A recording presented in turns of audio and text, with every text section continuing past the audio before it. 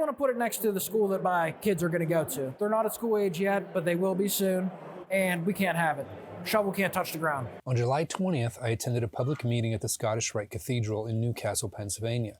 The event was hosted by Stonebridge Associates Incorporated, the developer behind a proposed 1.5 gigawatt hyperscale data center planned just outside of Newcastle.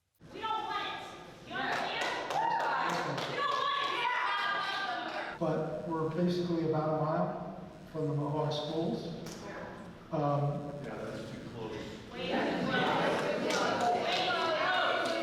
Throughout the presentation, two very different perspectives emerged. Stonebridge described a project that they believe will bring long-term economic benefits to the region, while many residents, however, questioned whether those promises matched the experiences of communities that have already seen similar developments and whether a project of this scale belongs so close to homes and schools. For us, we look at a data center as essential infrastructure. Ironically, I look at it the same as power and water are essential. Data centers have now become essential to how we function in the world every day. No customer of First Energy will be burdened with any of the costs of transmission. Blaine Michael, Chairman of the Young Republicans in Lawrence County. I'm upset about the way that it was presented. I think he came here to ask for our public opinion, and he didn't want to listen to it. Many residents came expecting a public question and answer session where everyone in the room could hear the same questions and the same responses. Instead, after a relatively brief prepared presentation, people were directed to a series of tables staffed by subject matter experts. Many people I spoke with felt this format divided the conversation, preventing the broader community from hearing important questions and the answers together. So what are the community benefits?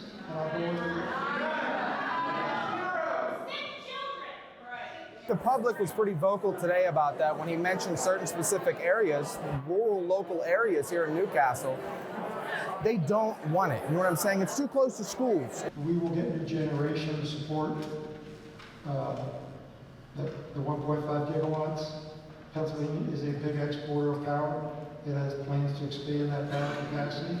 We will use that. So the combination of our agreement to pay for transmission and a secure generation, we will not impact residential rates. One thing that caught my attention was one of the people staffing those tables. His name was Buddy Reiser, and he's not from Western Pennsylvania. He's an economic development official from Loudoun County, Virginia, home to what is widely considered the largest concentration of hyperscale data centers in the world.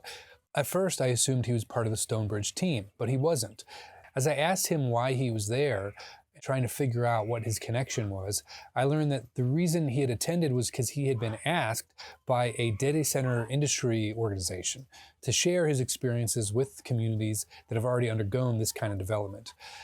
Whether you see that as a valuable outside perspective or evidence that this project has attracted attention well beyond Stonebridge and the surrounding communities here, I found his presence to be one of the most interesting aspects of the evening.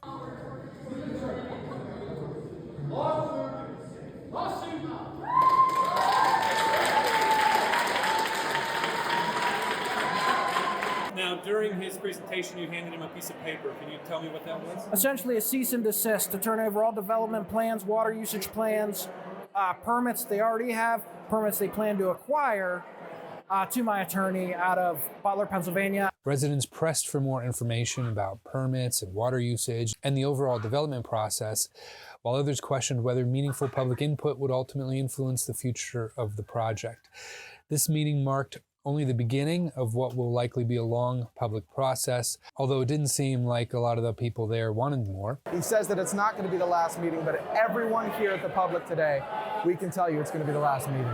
Main grid goes down, the backup generation will kick in.